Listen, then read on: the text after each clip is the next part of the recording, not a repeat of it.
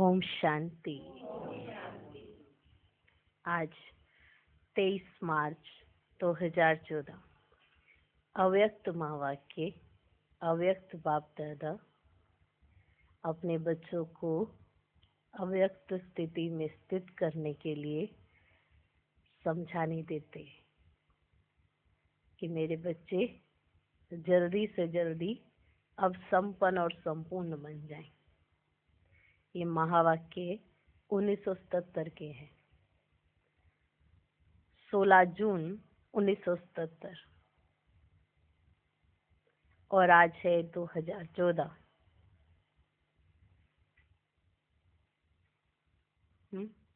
हम सब बच्चे आज भी तैयारियां कर रहे हैं उस अवस्था को प्राप्त करने के लिए जो बाबा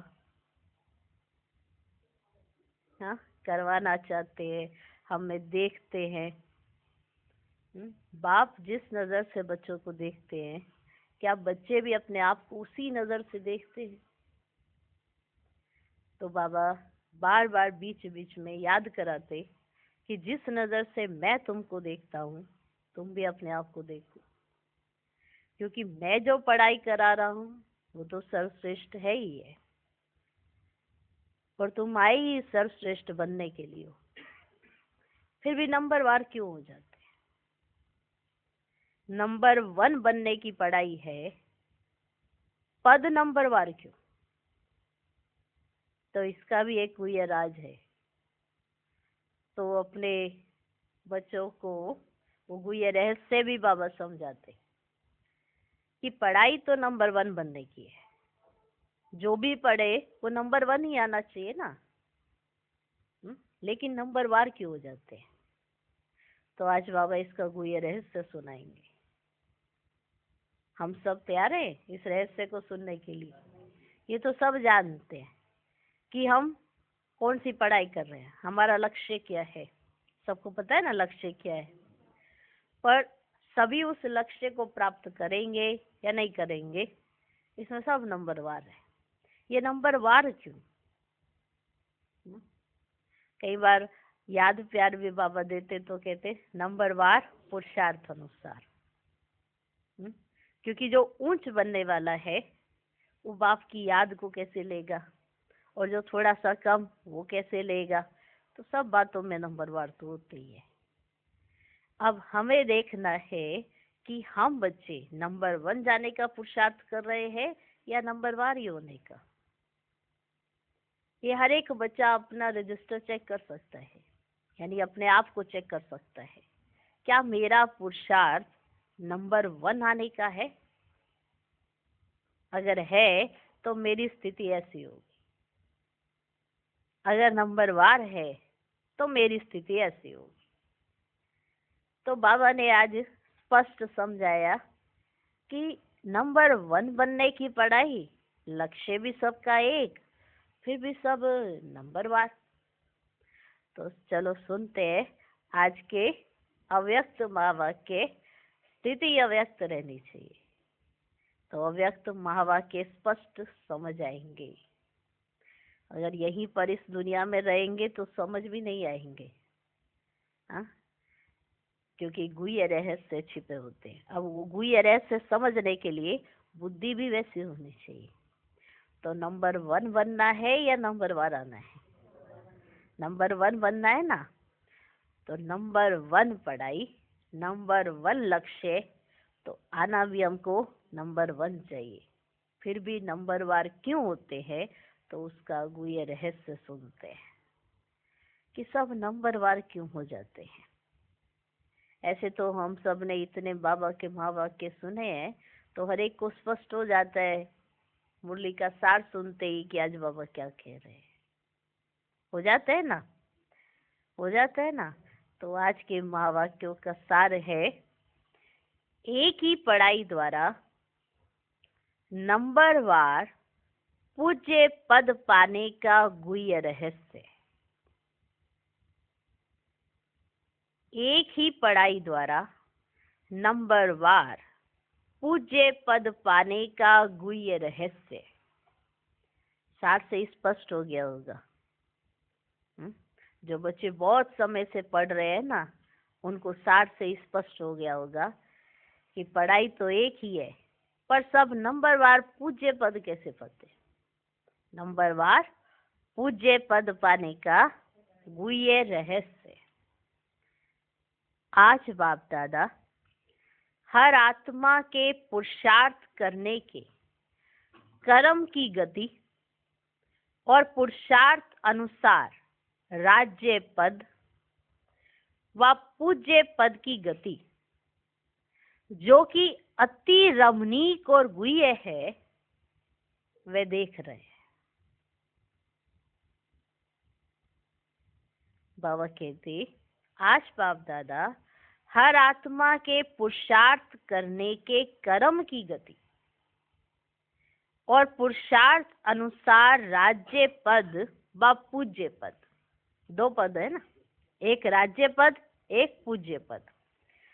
राज्य पद और पूज्य पद की गति, जो कि अति रमणीक और गुह्य है, वे देख रहे हैं।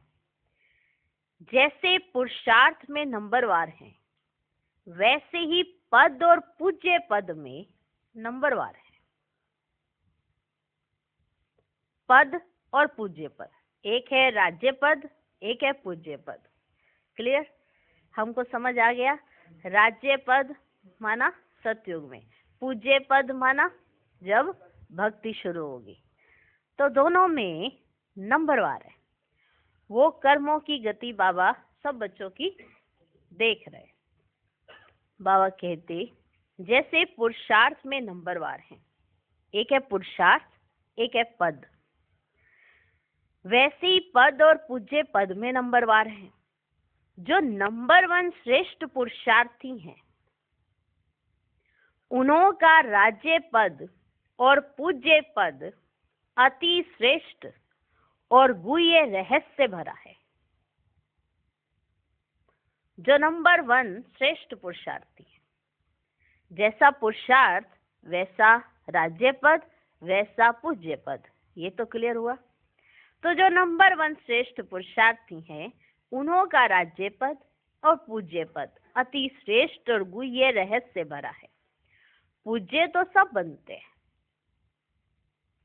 पूज्य तो सब बनते हैं। सृष्टि के लिए सब पुरुषार्थी आत्माएं परम पूज्य हैं। अष्ट रतन है, वह 108 की माला है, वह 16,000 की माला है, वह 9 लाख प्रजापद वाले हैं। लेकिन सभी कोई ना कोई रूप में पूज्य अवश्य बनते हैं।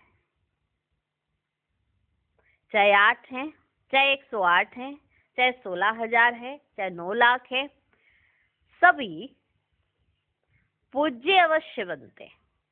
अब तक भी अनेक अनगिनत शालिग्राम बनाकर पूजा करते हैं, लेकिन अनेक शालिग्राम रूप की पूजा और विशेष इष्ट देव के मंदिर रूप की पूजा, उसमें अंतर कितना होता है। एक है शालिग्राम बना के पूजा होना, एक विशेष इष्ट देव का मंदिर बनना, उसमें अंतर कितना होता है, उसको जानते हो ना। होता है कि नहीं होता अंतर। एक है शालिग्राम बना देना, एक इष्ट देव का मंदिर बनाना, तो दोनों की पूजा में अंतर कितना होता है। शालिग्राम रूप में अनेकों की पूजा होती है। कौन से रूप में? शालिग्राम। और इष्ट देव के, अष्ट देव के रूप में नामी ग्रामी कोई कोई आत्मा की पूजा होती है। शालिग्राम के रूप में अनेकों की पूजा और अष्ट देव के रूप में नामी ग्रामी कोई कोई आत्मा की पूजा होती है। 16,000 की माला भी कभी कभी सिमरन करते हैं। 108 की माला अनेक बार सिमरन करते हैं। और अष्ट रत्नों को व अष्ट देवों को व देवियों को बाप के समान सदा अपने दिल में याद रखते हैं। पूजा में अंतर सुन लो। एक है शालिग्राम की पूजा, एक है 16,108 की माला, एक से 108 की माला और एक अष्टरत्नों की माला। सबकी पूजा में अंतर है कि नहीं है?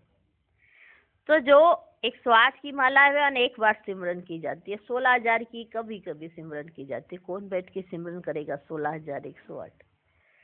16,000 की तो कभी कभी, 108 की अनेक बार। पर जो 8 है, जो अष्टरत्नों की, वह अष्ट देवों और देवियों के रूप में, वो कैसे होते? जैसे बाप के समान सदा अपने दिल में याद रखते हैं। जैसे आज आप बाबा को दिल में याद रखते हो, ऐसे वो अष्ट देव देवियों को याद रखते हैं, दिल में समाये हुए। तो बाबा कहते, इतना अंतर क्यों हुआ?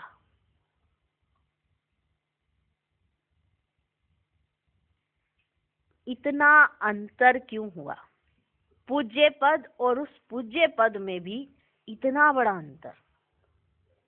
एक अष्टरत्न, 108, 16,000, 9 लाख, शालिग्राम, एक अष्ट देवता देवी, एक इष्ट देवता और देवी, उनका मंदिर बनाना, इतना बड़ा अंतर क्यों हुआ?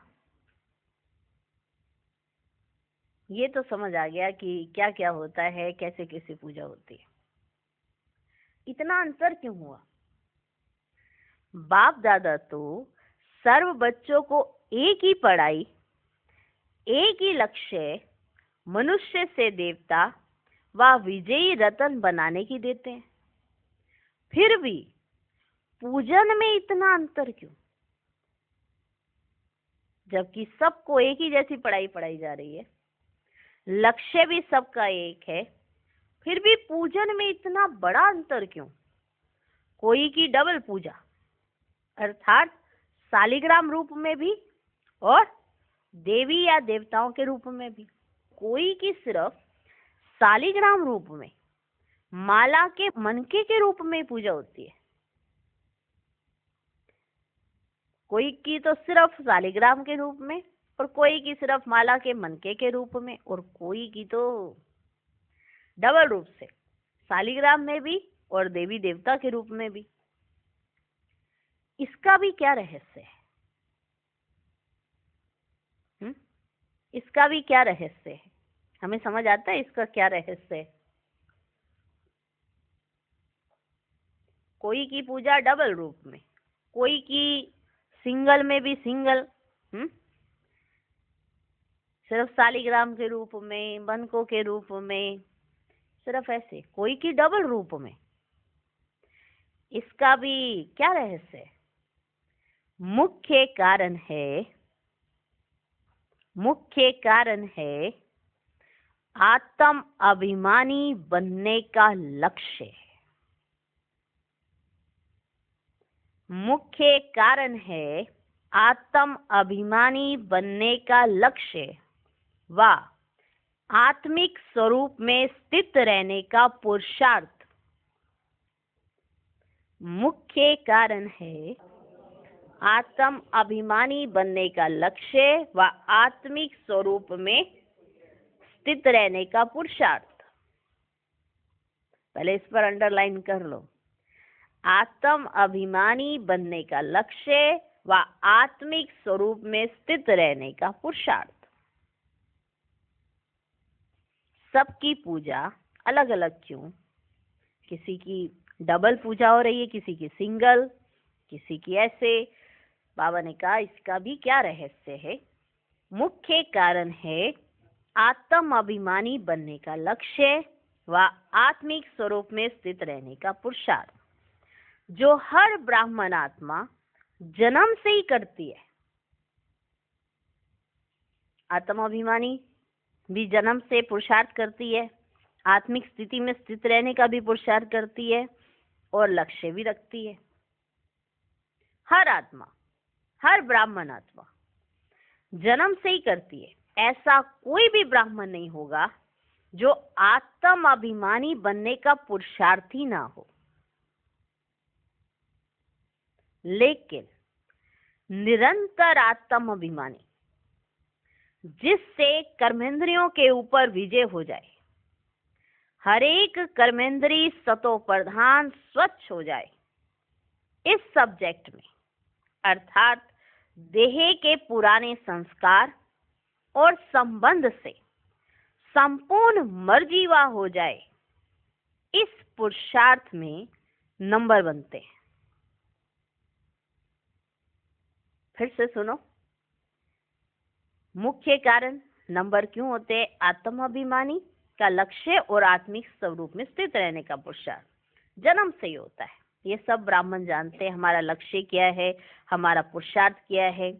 कोई भी ऐसा ब्राह्मण नहीं होगा जो आत्माभिमानी बनने का पुरुषार्थ ना करता हो।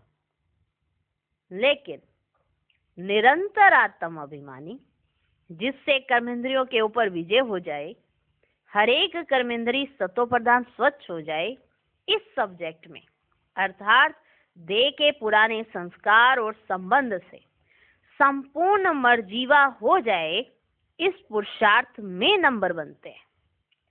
कोई पुरुषार्थी की कर्मेंद्रियों पर विजय हो जाती है। अब कई आत्माएं कहती ना, इसमें मैं थोड़ा कमजोर हूँ, इसमें मैं थोड़ा कमजोर हूँ, इसमें मैं थोड़ा कमजोर हूँ। हर एक पुरुषार्थी जरूर है, लेकिन कहीं ना कहीं जरूर कहीं ना कहीं अटका पड़ा है। होता है कि नहीं होता है? कोई पुरुषार्थी की कर्मेंद्रियों पर विजय हो जाती है, अर्थात इंद्रिय जीत बन जाते हैं, और कोई कोई आंख के धोखे में, मुख द्वारा अनेक रस लेने के धोखे में, इसी प्रकार कोई ना कोई कर्मेंद्री के धोखे में आ जाते हैं। अर्थात संपूर्ण निर्विकारी सर्व इंद्रिय जीत नहीं बन पाते। कोई कहीं फंसा रहता है, कोई कहीं, इसलिए इंद्रिय जीत नहीं बन पाते। कोई आंख के धोखे में चले जाते, कोई मुख के रसों के अनेक रस लेने के धोखे में चले जाते, इसी प्रकार कोई ना कोई कर्मेंद्रिय के धोखे में चले जाते। इसका मतलब संपूर्ण निर्विकारी सर्व इंद्रिय जीत नहीं बन पाते। इसी कारण ऐसे कर्मेंद्रियों से हार खाने वाले कमजोर पुरुषार्थियों की ऊंच से ऊंच बाप के बच्चे बनने के कारण, ऊंच बाप के संग के कारण, पढ़ाई और पालना के कारण, विश्व के अंदर श्रेष्ठ आत्माएं होने के कारण, आत्मा अर्थात शालिग्राम रूप में पूजे जाते हैं, क्योंकि बच्चे बन गए।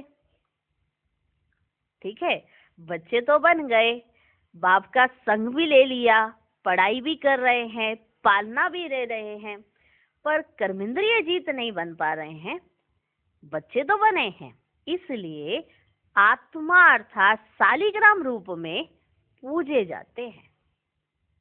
लेकिन सर्व कर्मेंद्रिय जीत ना होने के कारण साकार रूप में देवी और देवता के रूप में पूजे नहीं जाते।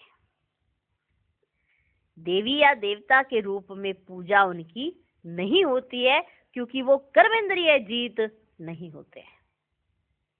सुना, कितना बड़ा गुह्य रहस्य है कि बाप के बच्चे तो बन जाते हैं, बाप से पढ़ाई भी कर रहे हैं, पालना भी ले रहे हैं, तो आत्मा रूप में शालिग्राम के रूप में तो पूजे जाते हैं। लेकिन कर्मेंद्रिय जीत ना होने के कारण साकार रूप में देवी या देवता के रूप में पूजा उनकी नहीं होती है। संपूर्ण पवित्र ना बनने के कारण संपूर्ण निर्विकारी महिमा योग्य देवी व देवता रूप की पूजा नहीं होती है। संपूर्ण पवित्रता नहीं आई, संपूर्ण निर्विकारी नहीं बने, इसलिए महिमा योग्य देवी और देवता जो बनना था, उस रूप में उनकी पूजा नहीं होती है। सदा बाप दादा के दिल तख्त नशीन ना बनने के कारण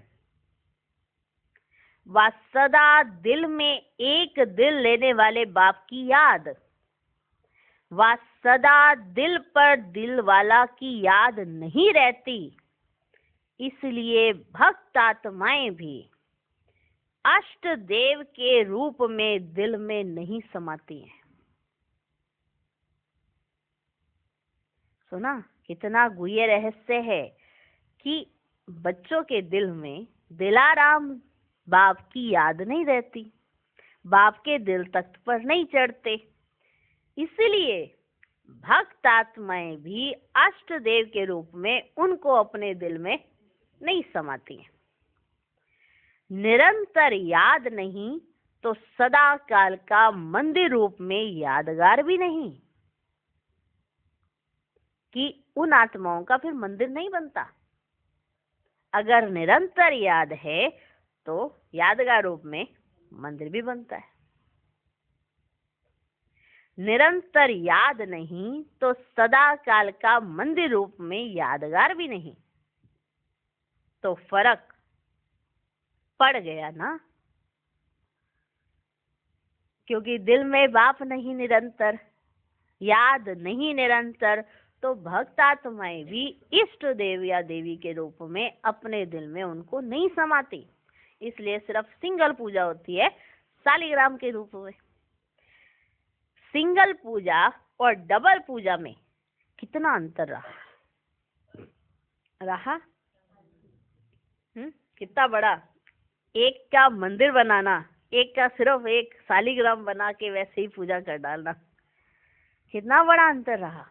सिंगल पूजा और डबल पूजा में कितना अंतर रहा।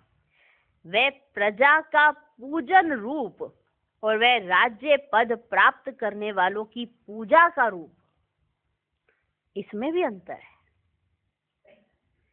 अभी तो ये भक्त का सुना, बाबा ने कहा प्रजा का पूजन रूप और वह राज्य पद प्राप्त करने वालों की पूजा का रूप, इसमें भी अंतर है।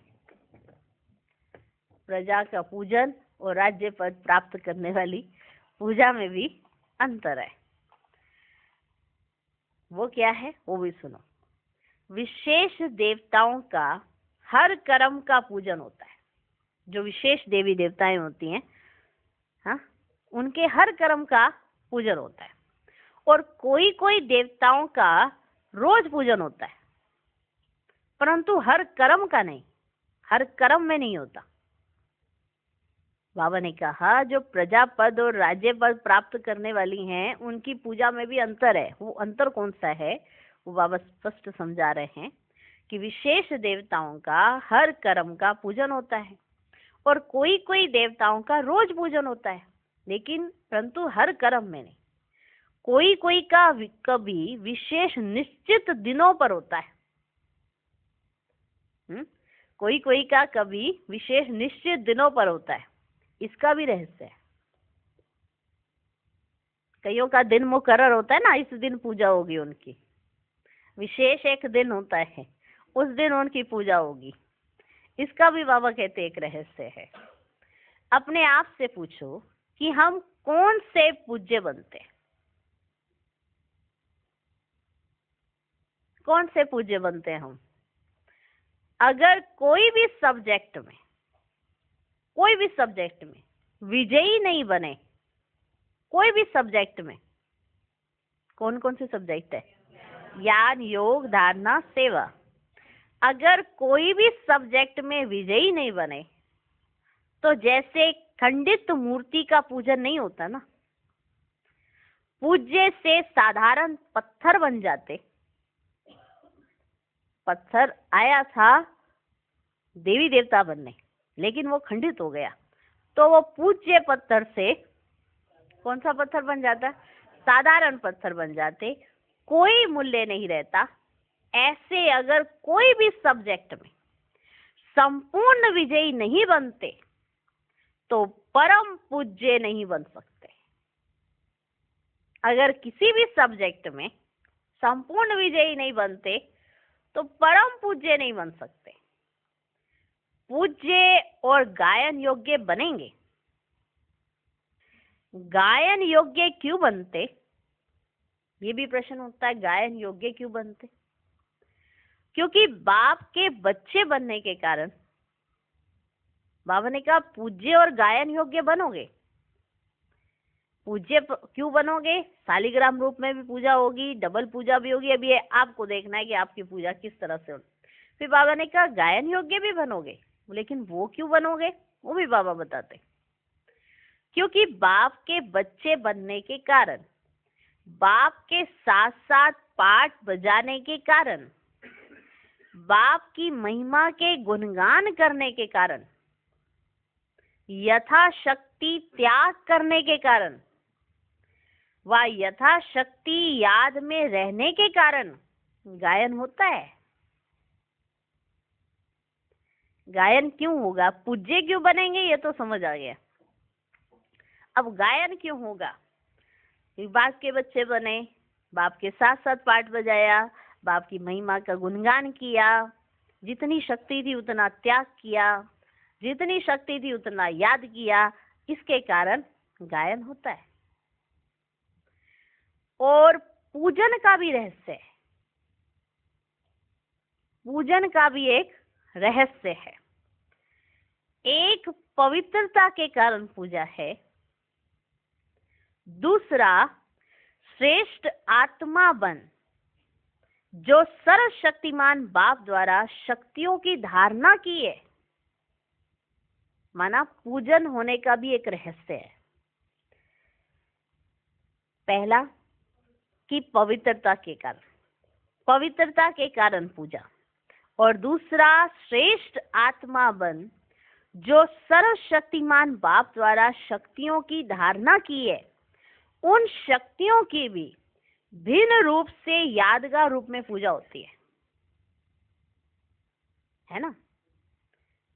दो तरह से बाबा ने बताया, एक तो पवित्रता के कारण तुम्हारी पूजा होती है, दूसरा जो बाबा से आपने शक्तियां ली हैं उन शक्तियों का रूप भी यादगार रूप में बन जाता है, उसके कारण भी पूजा होती है। जैसे जिन आत्माओं ने विद्या अर्थात ज्ञान धारण करने की शक्ति संपूर्ण रूप में धारण की है, ज्ञान को संपूर्ण रूप में धारण कर लिया है जिन आत्माओं ने, तो ज्ञान अर्थात नॉलेज की शक्ति का यादगार क्या है? नॉलेज की शक्ति का यादगार सरस्वती के रूप में, संहार करने की शक्ति का यादगार दुर्गा के रूप में है, ज्ञान धन को देने वाले महादानी का, सर्व खजानों के धन को देने वाली लक्ष्मी के रूप में पूजे जाते हैं। हर विघ्न पर विजय प्राप्त करने का यादगार विघ्न विनाशक रूप में पूजा जाता है। माया जीत अर्थात माया के विकराल रूप को भी सहज और सरल बनाने की शक्ति का पूजन महावीर के रूप में होता है। तो श्रेष्ठ आत्माओं के हर शक्ति और श्रेष्ठ कर्म का भी पूजन होता है कि जो श्रेष्ठ आत्माएं हैं उन्होंने कौन कौन सी शक्ति ली है, उसका भी पूजन होता है। पवित्रता का बल तो रहता ही है पूजन होने में, पर शक्तियां कौन कौन सी ली है उन आत्माओं ने, उस शक्तियों का भी पूजन होता है। शक्तियों का पूजन हर देवी देवता की पूजा के रूप में दिखाया हुआ है। तो ऐसे पूज्य जिन्हों के हर श्रेष्ठ कर्म और शक्तियों का पूजन है, उसको कहा जाता है परम पूज्य, उसको कहते हैं परम पूज्य। तो अब अपने को संपूर्ण मूर्ति बनाओ। ये बाबा ने क्यों सुनाया, ये समझ में आया कि पूज्य तो बनना है, गायन योग्य तो बनना है, पर अब कैसा पूज्य और कैसा गायन योग्य बनना चाहते हो?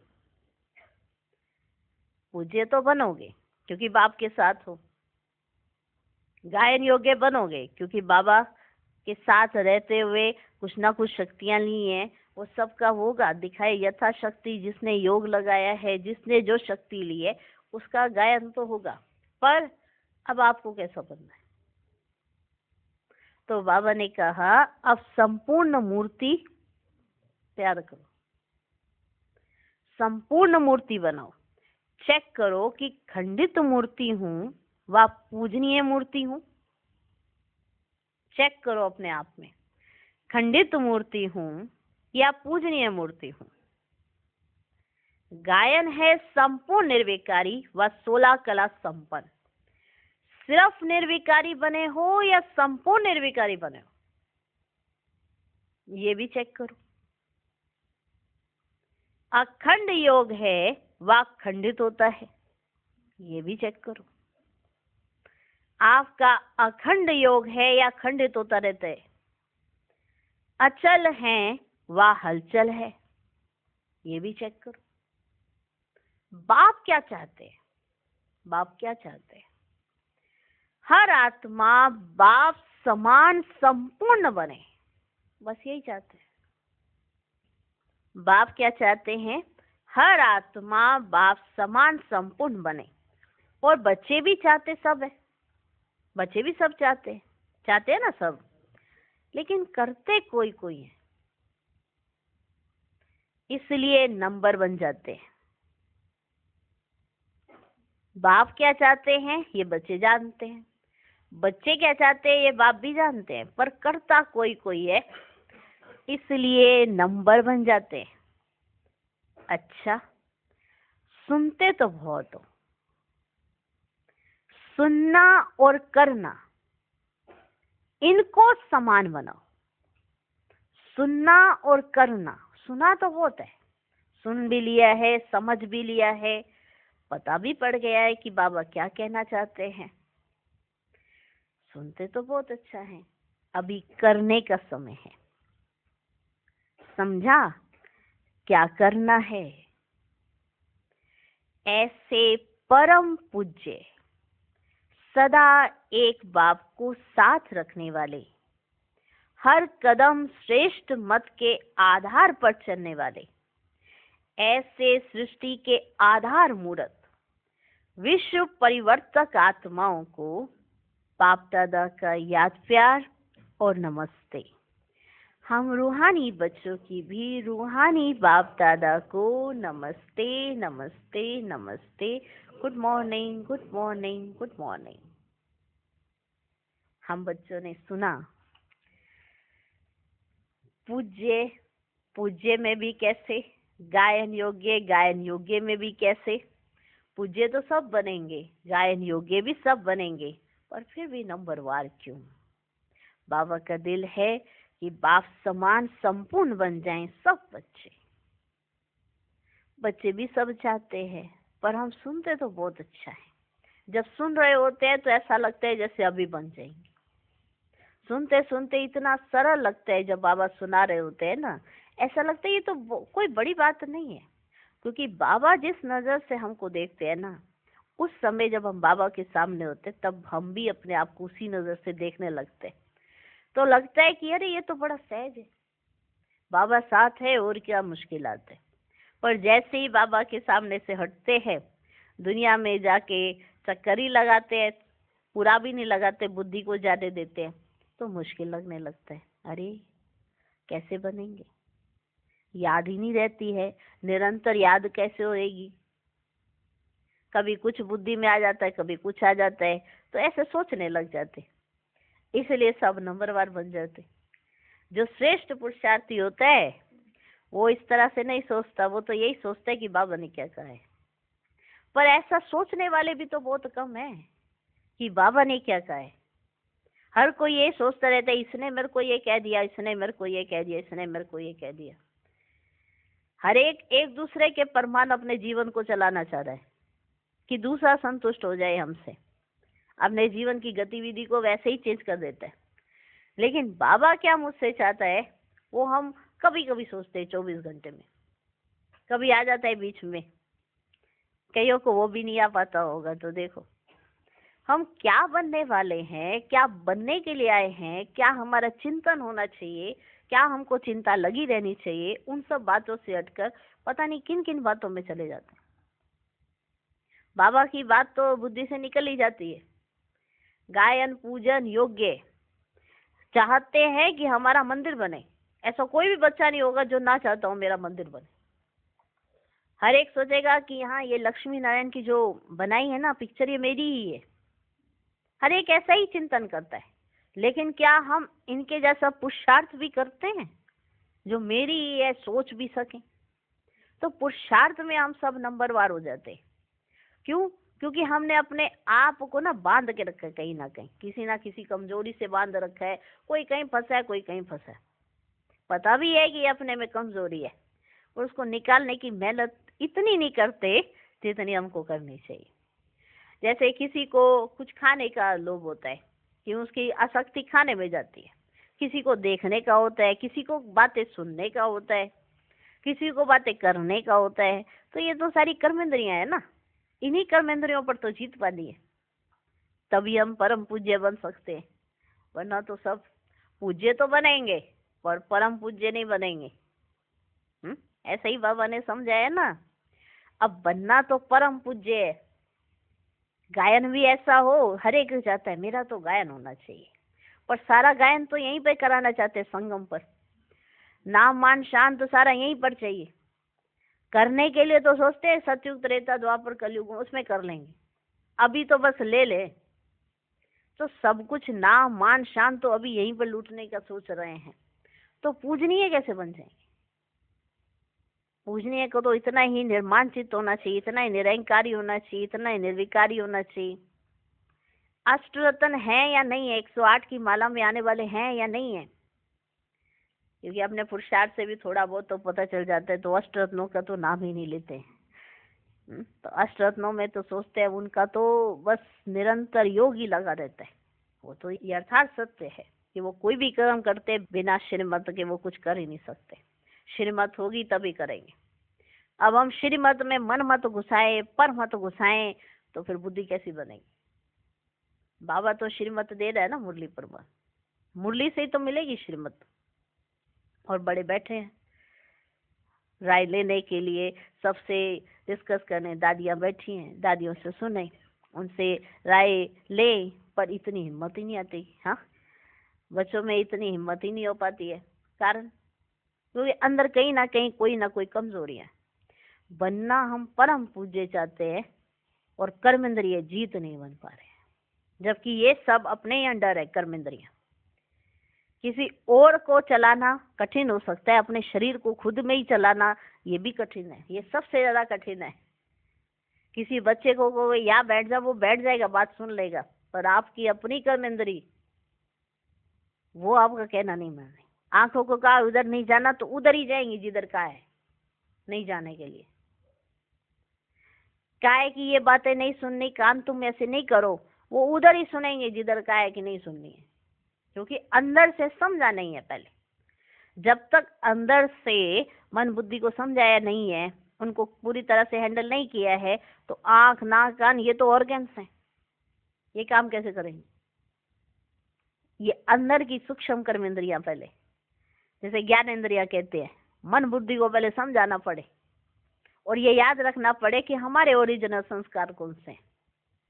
जब तक अपने अनादि आदि संस्कार याद नहीं रहेंगे, तो ये जो बाहर की जो कर्मेंद्रियां दिखाई पड़ती हैं, आंख नाक कान, ये कैसे, हाथ पैर, ये कैसे हमारे हिसाब से चलेंगे? ये तो इंस्ट्रूमेंट है, इसको चलाने वाली तो आत्मा है ना। और आत्मा कैसे चलती है? मन बुद्धि के वशीभूत है। तो पहले समझाना किसको है? मन बुद्धि को। अब मन बुद्धि को समझाने के लिए मन बुद्धि को इतना व्यस्त करना पड़े, इतना बिजी रखना पड़े, जो उसका कार्य है वो वही करे, वो वही समझे जो उसको करना चाहिए। अब इसके लिए प्रैक्टिस चाहिए। इसलिए बाबा ने कहा आत्म अभिमानी बनने की प्रैक्टिस हर एक करता है, लक्ष्य सबने रखा है, आत्मिक स्थिति में स्थित रहने का लक्ष्य सबका है। इसीलिए सब नंबरवार भी हो जाते हैं, क्योंकि कोई क्या करता है, कोई क्या करता है, कोई क्या करता है। तो कर्मेंद्रिय जीत बनने के लिए आत्म अभिमानी स्थिति में स्थित रहना पड़े, आत्मिक स्थिति का अभ्यास करना पड़े। यही विशेष बात बाबा ने हम बच्चों को समझाई है।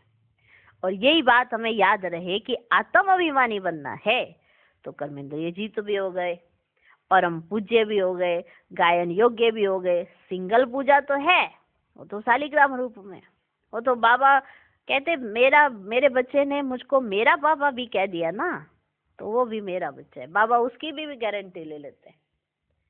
तो अगर हम ज्यादा करेंगे तो बाबा हमारी कितनी गारंटी लेंगे, सोचो। तो ऐसा कार्य करना है जो बाबा कहे वाह बच्चे वाह। अच्छा, अब आगे है पार्टियों से मुलाकात। सदा स्वयं को चलते फिरते फरिश्ते अनुभव करते हो। फरिश्ता अर्थात जिसका देह व देह की दुनिया से व देह के पदार्थों की आकर्षण से कोई रिश्ता नहीं, वो है फरिश्ता। सदा बाप की याद और सेवा, सदा बाबा की याद और सेवा, इसी में रहने वाला। बाबा की याद हो और सेवा हो, इसी में रहने वाले, वो कौन है? फरिश्ता। सदा बाप और सेवा यही लगन रहती है। बाबा ने पूछ लिया बच्चों से, क्या बाप और सेवा यही लगन रहती है? सिवाय बाप और सेवा के और क्या है जहां बुद्धि जाए? बाबा और सेवा, याद और सेवा, इन दो बातों के अलावा आपके पास कुछ है जो आपकी बुद्धि वहां जाए? ट्रस्टी सदा न्यारा रहता है। ट्रस्टी के लिए सिर्फ एक काम है, याद और सेवा। अगर कर्मना भी करते तो भी सेवा के निमित्त। अगर कर्मना सेवा भी कर रहा है कोई तो वो भी सेवा के निमित्त कर रहे हैं। गृहस्थी स्वार्थ के निमित्त करता और ट्रस्टी सेवा अर्थ। गृहस्थी स्वार्थ के निमित्त करता और ट्रस्टी सेवा अर्थ। सुना हमने? तो ट्रस्टी हैं या गृहस्थी हैं? याद और सेवा है तो ट्रस्टी हैं, अगर याद और सेवा नहीं है तो गृहस्थी हैं। कोई ना कोई स्वार्थ है तो गृहस्थी हैं, अगर स्वार्थ से मुक्त हैं ट्रस्टी हैं, सेवा अर्थ कर रहे तो ट्रस्टी हैं। तो बाबा ने पार्टियों से मुलाकात की, ऐसे करके बाबा ने बच्चों को समझा रहे हैं। अब बच्चे कितना समझते हैं, हर एक की बुद्धि पर मान है। सर्व सब्जेक्ट में संपन्न बनने का स्वतः पुरुषार्थ चलता है। आपका पुरुषार्थ स्वतः चल रहा है सब सब्जेक्ट में। आज विशेष बात मुरली में बाबा ने कहा था कि कोई भी सब्जेक्ट में विजयी हो, तो बाबा कहते सर्व सब्जेक्ट में संपन्न बनने का स्वतः पुरुषार्थ चलता है। जैसे जैसे समय के और संपूर्णता के समीप आते जाते हैं तो पुरुषार्थ करने का स्वरूप भी बदलता जाता है। जैसे समय समीप आता है और संपूर्णता समीप आती है तो पुरुषार्थ का रूप भी बदलता जाता है। शुरू के पुरुषार्थ, मध्य काल के पुरुषार्थ और अंत काल के पुरुषार्थ में फर्क है ना? फर्क है। आपका शुरू का पुरुषार्थ, फिर मध्य का पुरुषार्थ, फिर अंत काल के पुरुषार्थ में फर्क होगा या नहीं? तो अभी कौन सा पुरुषार्थ चल रहा है? शुरू वाला, मध्य का, अंत का? क्या समझते हैं हम? शुरू का पुरुषार्थ है, मध्य काल का पुरुषार्थ है या अंत काल के पुरुषार्थ में फर्क तो होगा ना। अब संपूर्ण स्टेज के समीप का पुरुषार्थ क्या है? जैसे कोई भी ऑटोमेटिक चलने वाली वस्तु को एक बार स्टार्ट कर दिया तो चलती रहती है, बार बार चलाना नहीं पड़ता। एक बार उसे स्टार्ट कर दिया, ऑटोमेटिक है ना, तो वो चलती रहती है। इसी प्रकार से एक बार लक्ष्य मिला और फिर ऑटोमेटिक हर कदम, हर संकल्प समय के चढ़ती कला प्रमाण चलते रहें, ऐसे अनुभव होता है? या हर दिन अपने आप को चाबी भरनी पड़ती है, मैं कौन सी आत्मा हूँ, मैं किस लिए आई हूँ, मैं क्या करने के लिए बैठी हूँ, मेरा पुरुषार्थ क्या है? या ये रोज ही याद करना पड़ता है अपने आप? तो अंतकाल का पुरुषार्थ क्या हुआ फिर? ऑटोमेटिक चलने वाली वस्तु एक बार उसे स्टार्ट किया चलती रहती है, उसे बार बार चलाना नहीं पड़ता। तो अब बताओ आप, एक बार लक्ष्य मिल गया, ऑटोमेटिकली आपके हर कदम, हर संकल्प समय के चढ़ती कला प्रमाण होने चाहिए। होना चाहिए कि नहीं? होना चाहिए ना। ऐसा अनुभव होता है कि अपने आप चल रहा है, या अपने आप को रोज होता है अनुभव ऐसा? पुरुषार्थ के समर्थ स्वरूप की निशानी क्या होगी? बताओ, पुरुषार्थ के समर्थ स्वरूप की निशानी क्या होगी? तो सभी ने कहा कि वो समय से पहले पहुंचेगी। तो बाबा ने कहा समय से पहले पहुंचने वालों की निशानी क्या होगी? बाबा ने प्रश्न पूछा तो सब ने बड़ा अच्छा ऐसा प्रश्न पे प्रश्न कि समय से पहले पहुंचेंगे, और खुद को एकदम निश्चिंत कर लेते, हमने जवाब दे दिया। तो बाबा ने भी कहा अच्छा ये बताओ फिर समय से पहले पहुंचने वालों की निशानी क्या होगी? फिर बाबा ने कहा वे सर्व सब्जेक्ट के अनुभवी होंगे। वे सर्व सब्जेक्ट के अनुभवी होंगे या किसी विशेष सब्जेक्ट के होंगे? बताओ, सर्व सब्जेक्ट के अनुभवी होंगे या कोई विशेष सब्जेक्ट? नहीं, हमें तो बस सेवा करने में मजा आता है, ज्ञान योग हमारी बुद्धि में बैठता नहीं, धारणा हमसे कच्ची पक्की होती है, तो इसे सेवा करके ही अपना भंडारा भरपूर कर रहे हैं। हाँ बताओ, बाबा ने कहा कि समय से पहले पहुंचने वालों की निशानी कि वो सर्व सब्जेक्ट के अनुभवी होंगे या किसी एक विशेष के? सभी के ना। तो सब सब्जेक्ट में समान मार्क्स हैं, नंबर बराबर है चारों सब्जेक्ट में। एडवांस जाना तो अच्छा है, लेकिन सब सब्जेक्ट में एडवांटेज लेना यह भी जरूरी है। एडवांस जाना तो अच्छा है, लेकिन हर सब्जेक्ट में एडवांटेज लेना यह भी जरूरी है। लक्ष्य अच्छा है और लक्ष्य में परिवर्तन भी है। ठीक समझे? हम बच्चों को समझ में आया? लक्ष्य तो अच्छा है, लेकिन लक्ष्य में परिवर्तन भी है। नाम तो सबने भरवा दिया, स्कॉलरशिप में मेरा नाम लिख लो। अब 108 की माला के मन के 108 ही होंगे ना, सबने नाम लिखवा दिया। वो हो गए कितने? 16,000। अब 16,000 में से 108 ही मेहनत करेंगे। अब वो जो 108 मेहनत करेंगे वही 108 में आएंगे। 16,000 तो मेहनत नहीं करेंगे ना। पर वो जो 108 है, वो 108 को पता है कि हम 108 हैं। नाम तो नहीं पता उनको, पर वो पुरुषार्थ ही वैसा करेंगे, उनका पुरुषार्थ ही ऐसा रहेगा कि सब सब्जेक्ट में हमको हाईएस्ट मार्क्स लेने हैं। तो लक्ष्य तो अच्छा है, पर लक्ष्य में परिवर्तन भी है। सदा स्वयं को बाप के कार्य में व अपने कार्य में सहयोगी बनने वाले सहयोगी समीपात्मा समझते हो? बाप के कार्य में सहयोगी और समीपात्मा समझते हो? बाबा के पास पार्टियां आई हैं, एक पार्टी गई, फिर दूसरी गई, तीसरी बैठी है। तो बाबा पूछ रहे हैं कि आप बाप के कार्य में व अपने कार्य में, एक बाप का कार्य अपना, आपका अपना भी तो कार्य है ना, ये सहयोगी बनने वाले सहयोगी समीपात्मा समझते हो? बाप के कार्य में जो जितना सहयोगी होगा तो वह सहयोगी ही योगी बन सकता है। जो बाप के कार्य में सहयोगी होता है वो सहयोगी ही योगी बन सकता है। सहयोगी नहीं तो योगी नहीं। सहयोग देना अर्थात बाप और बाप के कार्य की याद में रहना। सहयोग दे रहे हो तो आपको बाबा तो याद रहेगा, बाबा का कार्य है तो बाबा की याद रहेगी। जब बाबा की याद रहेगी, बाबा के कार्य की याद रहेगी, तो वो योगी आत्मा हो गई। लौकिक में भी किसी को सहयोग देते तो उसकी याद रहती है कि नहीं रहती है? जिसको सहयोग दिया जाता है तो योगी अर्थात सहयोगी। सहयोगी बनने से स्वतः योगी बन जाते और दूसरा सहयोगी बनने से पदम गुना जमा कर लेते। सहयोग क्या देते हो?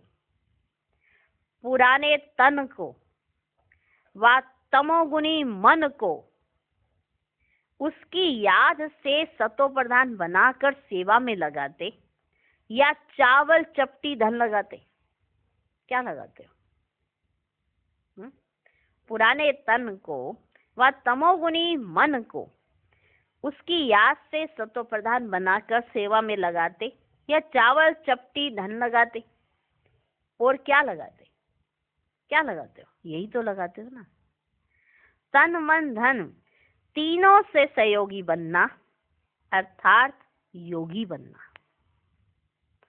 तन मन धन तीनों से सहयोगी बनना अर्थात योगी बनना। गीत गाते हो ना, जहां तन जाएगा धन भी वहां ही लगाएंगे। तो यह निरंतर योगी बनने का सहज साधन है, क्योंकि सहयोगी बनने से, सहयोग का रिटर्न मिलने से योग सहज हो जाता है। तो हर संकल्प व कर्म से बाप के सहयोगी बनो। संकल्प और कर्म से बाप के सहयोगी बनो। हर सेवा में, कार्य में सहयोगी बनने से व्यर्थ खत्म हो जाता है। अगर हर सेवा में और हर कार्य में सहयोगी बनोगे तो व्यर्थ खत्म हो जाता है। कितनी सहज युक्ति है व्यर्थ खत्म करने की, कि बाप के कार्य में सहयोगी बन जाओ तो योग स्वतः हो जाएगा, क्योंकि बाप का कार्य समर्थ है। ऐसा सहयोगी तीव्र पुरुषार्थी ऑटोमेटिक हो जाता है। जो सहयोगी होगा बाप के कार्य में वो योगी होगा, और जो योगी होगा वो तीव्र पुरुषार्थी तो होगा ही होगा। इसे सहयोगी ही तीव्र पुरुषार्थी ऑटोमेटिक बन जाता है। सुना? हम सब बच्चों ने समझा? सदा अपने को निश्चय बुद्धि निश्चिंत आत्मा अनुभव करते हो। एक और पार्टी आई, फिर उनसे बाबा ने कहा, सदा अपने को निश्चय बुद्धि निश्चिंत आत्मा अनुभव करते हो? करते हो? जो निश्चय बुद्धि होगा वह निश्चिंत होगा। जो निश्चय बुद्धि होगा वो निश्चिंत होगा, और जो निश्चिंत नहीं है वो निश्चय बुद्धि नहीं है। जो निश्चय बुद्धि होगा वह निश्चिंत होगा। किसी भी प्रकार का चिंतन व चिंता उसे नहीं होगी। किसी भी प्रकार का चिंतन या चिंता उसे नहीं होगी।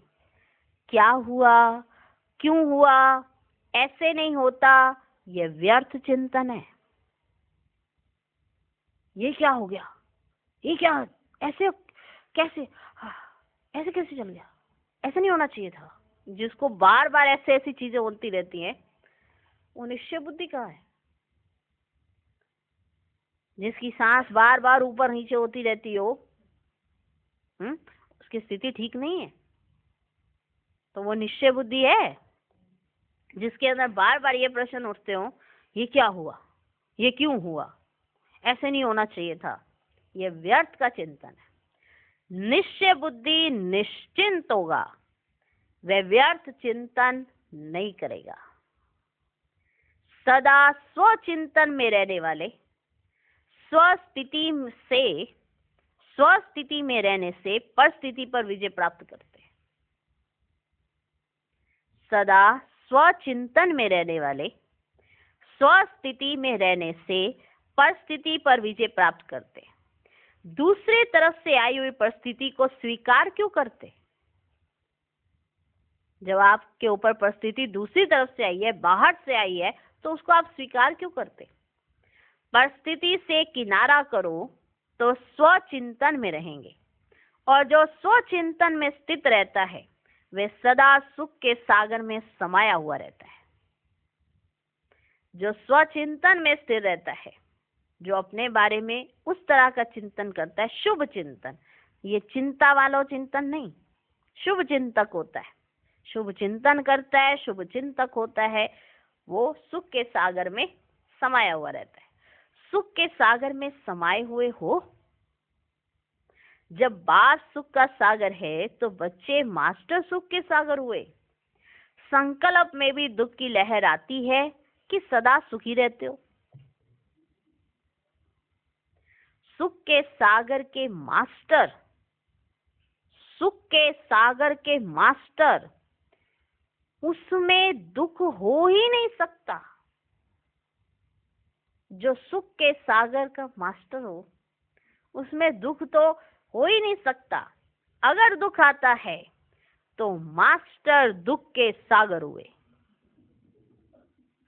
अगर आपको दुख आता है तो मास्टर दुख के सागर हुए। उनके पास रावण आंख से भी आता, कान से भी आता, मुख से भी आता। जिनको कोई ना कोई दुख ही लगा रहता है। सोचने वाली बात है, बाबा सुख का सागर और बच्चे मैं बड़ा दुखी हूँ, बड़ा परेशान हूँ, जरा सी छोटी सी बीमारी होती बड़े परेशान है जी, बड़े दुखी हैं जी। नहीं क्या हुआ? सिर में आजकल बड़ा दर्द रहता है जी। तो दे रहेगा ही। किसी और का दुख उठाए अपने सिर में रखोगे तो दुख नहीं रहेगा क्या? शुभ चिंतक है नहीं, शुभ चिंतक बनते नहीं, शुभ चिंतन होता नहीं, तो व्यर्थ का ही तो चिंतन रहेगा, और व्यर्थ तो फिर दुखी करेगा ही करेगा। सर्वशक्तिमान के आगे रावण आ नहीं सकता। बाप की याद सबसे बड़े से बड़ी सेफ्टी है। जो माया व विघ्नों से कभी धोखा नहीं खाता, वह सदा ऐसे दिखाई देगा जैसे इस दुनिया से न्यारा और प्यारा है। जो माया व विघ्नों से धोखा नहीं खाता, वो ऐसा दिखाई देगा जैसे कि इस दुनिया से न्यारा और प्यारा है। तो कमल पुष्प समान रहते हो कि कीचड़ के छींटे पड़ जाते हैं। अगर श्रीमत पर हर कदम उठाएं तो सदा कमल पुष्प रहेंगे। अगर श्रीमत पर हर कदम उठाएं तो सदा कमल पुष्प रहेंगे। मन मत मिक्स होने से सदा कमल नहीं रह सकते। संसार सागर की कोई लहर का प्रभाव पड़ना अर्थात पानी के छींटे पड़ना। अगर संसार सागर की कोई भी लहर का प्रभाव पड़ रहा है तो ये पानी के छींटे पड़ना। दूसरी पार्टी आई, बाबा ने कहा संगम युग का श्रेष्ठ खजाना अतीन्द्रिय सुख है। इस खजाने की प्राप्ति का अनुभव करते हो? अतीन्द्रिय सुख का खजाना प्राप्त हुआ है। खजाना मिला हुआ खो क्यों जाता है? मिला हुआ है ना खजाना, तो फिर मिला हुआ खजाना खो क्यों जाता है? पहरा कौन सा है? पहरा कौन सा लगाना है उसके ऊपर? पहरा कौन सा लगाना है? अटेंशन। अटेंशन कम करना अर्थात अपने प्राप्त किए हुए खजाने को खो देना। अगर आपका अटेंशन कम है तो आपको जो अतीन्द्रिय सुख का खजाना मिला हुआ है वो खो जाएगा। सारे कल्प में फिर ये खजाना प्राप्त होगा? तो ऐसी अमूल्य चीज कितनी संभाल कर रखनी होती है। स्थूल में भी कोई बढ़िया चीज होती है तो उसको कैसे रखते हैं? संभाल कर रखते हैं ना। जैसे वहां भी पहरेदार अलबेले होते तो नुकसान कर देते। अगर सिक्योरिटी टाइट नहीं है, अलबेलापन है सिक्योरिटी में, तो जो बहुमूल्य चीज है वो तो गायब हो जाएगी, तो नुकसान हो जाता। यहां भी अलबेलापन आता तो खजाना खो जाता है। वो खजाना कौन सा है? अतीन्द्रिय सुख का खजाना। अगर अलबेलापन आता तो खजाना खो जाता है। बार बार अटेंशन चाहिए। ऐसे नहीं अमृत वेले याद में बैठे, अटेंशन दिया, फिर चलते फिरते खो दिया। अमृत वेले अटेंशन देते और समझते सब कुछ कर लिया, लेकिन चलते फिरते भी अटेंशन देना है। अमृत वेले तो समझ लेते कि हमने सब खजाना अतीन्द्रिय सुख का ले लिया, लेकिन चलते फिरते भूल जाते।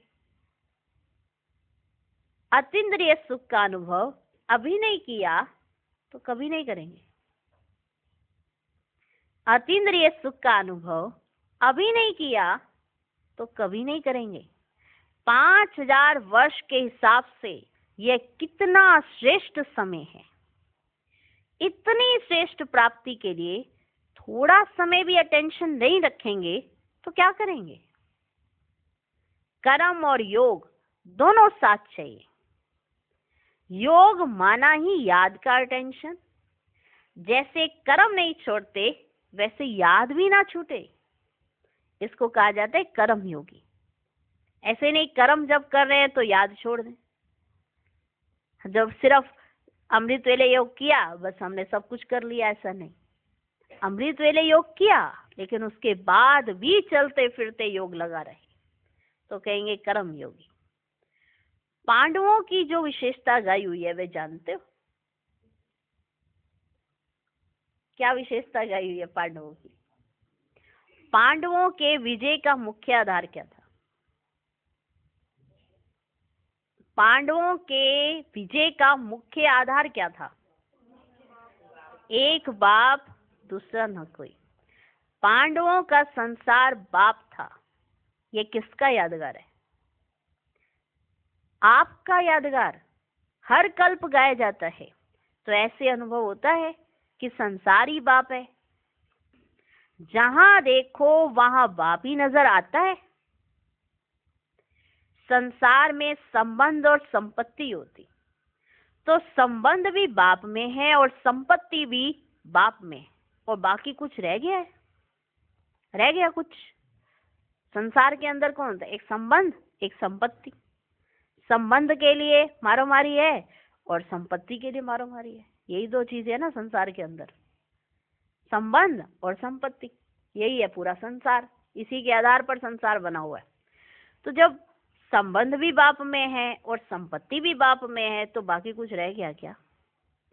पांडव अर्थात जिसका संसार ही बाप है, ऐसे पांडव हर कार्य में विजय होंगे ही। होंगे या नहीं होंगे यह तो सवाल ही नहीं उठ सकता है। जिनका बाप ही संसार है वो हर कार्य में विजयी होंगे ही होंगे। होंगे या नहीं होंगे ये तो सवाल ही नहीं उठ सकता। कर्म करने के पहले संकल्प उठता है, होगा या नहीं होगा, कि हुआ ही पड़ा है यह निश्चय है आपको। कर्म करने से पहले आपको ये संकल्प आता है कि होगा या नहीं होगा, या ये आता है कि ये तो हुआ ही पड़ा है, ऐसा निश्चय है। पांडवों को पहले ही निश्चय होता हमारी जीत है, क्योंकि सर्वशक्तिमान साथ है। पांडव अर्थात सदा विजयी रतन। विजयी रतन ही बाप को प्रिय लगते हैं। जो पांडव अपने आप को कमजोर समझते, पता नहीं होगा नहीं होगा, तो विजयी रतन थोड़ा है। और जो अपने आप को ये समझते कि हमें हर कार्य में विजय मिलेगी मिलेगी क्योंकि सर्वशक्तिमान बाप हमारे साथ है। एक बाप ही तो हमारा संसार है, और तो कोई हमारा संसार ही नहीं है। ना हमारे किसी और से संबंध है, ना हमें किसी और से संपत्ति मिलने वाली है, ना हमें किसी और से कुछ मिलने वाला है। जब बाप ही संसार है तो विजय तो हुई पड़ी है, इतना निश्चय है। और बाबा ऐसे विजयी रत्नों को देखकर ही खुश होते हैं। ऐसे विजयी रतन ही बाप को प्रिय लगते हैं। अच्छा, आज का वरदान, दिल में एक दिलाराम को समाकर एक से सर्व संबंधों की अनुभूति करने वाले संतुष्ट आत्मा भव। नॉलेज को समाने का स्थान दिमाग है, लेकिन माशूक को समाने का स्थान दिल है। कोई कोई आशिक दिमाग ज्यादा चलाते हैं, लेकिन बाप दादा सच्चे दिल वालों पर राजी है। इसलिए दिल का अनुभव दिल जाने, दिलाराम जाने। दिल का अनुभव दिल जाने, दिलाराम जाने। जो दिल से सेवा करते व याद करते हैं उन्हें मेहनत कम और संतुष्टता ज्यादा मिलती है। दिल वाले सदा संतुष्टता के गीत गाते हैं। उन्हें समय पर मान एक से सर्व संबंधों की अनुभूति होती है। ये है दिल में एक दिलाराम को बसाने वालों का अनुभव। लेकिन अगर जो दिमाग से चलते हैं, दिमाग से आशिकी करते हैं, माशूक को दिमाग से याद करते हैं, तो वो दिमाग तक ही रहते हैं, दिल में नहीं उतरते। वो सर्व संबंधों का अनुभव नहीं कर सकते। माशूक से तो सर्व संबंधों की अनुभूति करनी। तो माशूक तो दिल में रहता है, और जो बाप के दिल में रहते हैं, ऐसे सच्चे आशिक जो माशूक के दिल में रहते हैं, जिनको माशूक याद करता है, वो कितने लकी, कितने सौभाग्यशाली, पद्मा पदम भाग्यशाली होंगे। और सर्व संबंधों की अनुभूति भी वही कर सकते हैं। इसे बाबा ने कहा, जिन्होंने दिल में एक दिलाराम को बसा लिया, वही सर्व संबंधों की अनुभूति कर सकते हैं, और वही कहलाते हैं संतुष्ट आत्मा। क्योंकि संतुष्टता बहुत बड़ा गहना है। संतुष्ट रहना, बाप कहता है कि मेरी पालना का रिटर्न दे रहे, कि जो आत्मा संतुष्ट है तो वो रिसीव भी ज्यादा कर लेती है। जो असंतुष्ट रहता है, जिसको खाली खाली लगा रहता है, हर समय उलाहने रहते हैं, हर समय उसके पास कुछ ना कुछ दिल शिकस्ती रहती है, तो वो रिसीव भी नहीं कर सकती, वो उन्हीं उलाहनों के बीच में रहता है। लेकिन जो संतुष्ट है, जो बाप के दिल में समाया हुआ है, और जिसके दिल में बाप समाया हुआ है, ऐसा दिल वाला आशिक सच्चे माशूक को कितना प्यारा होगा। इसे बाबा ने कहा कि दिमाग वाले आशिक नहीं, दिल वाले। तो दिल में एक दिलाराम को बसा लो, सर्व संबंधों की उसी से अनुभूति करो, तो कहा जाएगा ये संतुष्ट आत्मा। जैसे आज बाबा ने कहा, दो बातें होती है, संबंध और संपत्ति। संबंध और संपत्ति तो मिलाकर हो गया संसार। तो हमारा तो संसार ही बाप है, सर्व संबंधी बाबा, और जो भी मिलता है वो तो बाबा से मिलता है, और किसी से नहीं मिलता। जिसको ये याद है उसका बाप ही संसार है, वो सदा संतुष्ट रहती आत्मा। ऐसे बच्चे ही बाबा को बहुत प्रिय लगते हैं। आज का स्लोगन है, अमृत वेले प्लेन बुद्धि होकर बैठो तो सेवा की नई विधियां टच होंगी। ओम शांति।